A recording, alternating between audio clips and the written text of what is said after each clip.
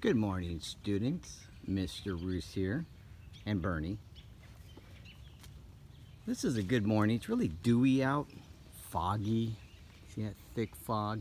Makes it the perfect time to look at spider webs. You ever notice in the fall time that a lot of the celebrations in the fall always have spider webs as decorations? That's because a lot of the spiders that were born in the springtime have now grown up and they've created their own webs. It's just a great time to look at them on these dewy mornings because the dew kind of brings them out. Like here's one. There's a spider sitting in there waiting for something to happen.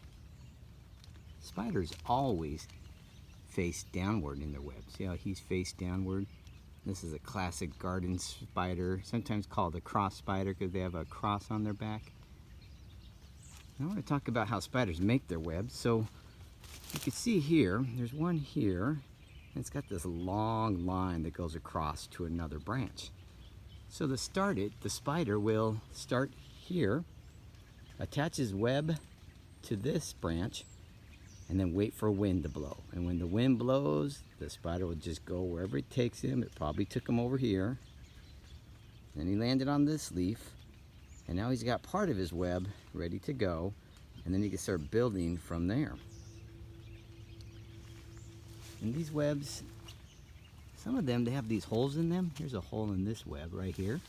That's probably where he at one point had a meal. And then after they have their meal, they cut it loose. These dewy mornings are just beautiful for looking at webs. Here's another long line of a spider web. This one goes all across here over to my fence near Bernie. My fence is loaded with webs. There's one here that's been broken to pieces. He probably had to cut a lot of things from it. And over here, there's what's called a dome web. It's not your typical orb web that looks like this. You see this one? It's just a dome. It's a different kind of web. Same purpose of catching things, but a little bit different.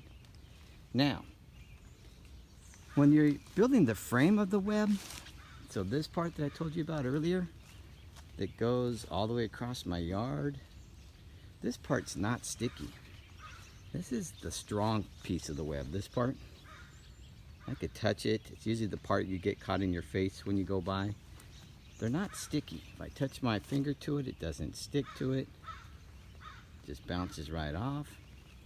But once they start making the circular piece after they make the frame, these pieces that go up and down are the sticky part that catches their prey. So if I touch that part, you can see that my finger sticks to it. See this? My finger's stuck in it. If I was a bug, I would not be able to get out of that. Whereas the frame doesn't do anything. It's not sticky. The spider on the back end has two things called spinnerets. And two different kind of webs come out of there. One is the sticky one that he makes the circle with eventually. The other one is the stronger piece that makes just the frame part. They say that this frame part is stronger than steel. So if you made steel this thin, the spider web would be stronger than the steel. Great day for looking at webs. I enjoyed it. Went for a walk this morning. There were webs all over the place. You can also avoid getting them stuck in your face because you could see them this morning. But that is your quick lesson on spiders this morning. Say goodbye, Bernie. Bye, Bernie.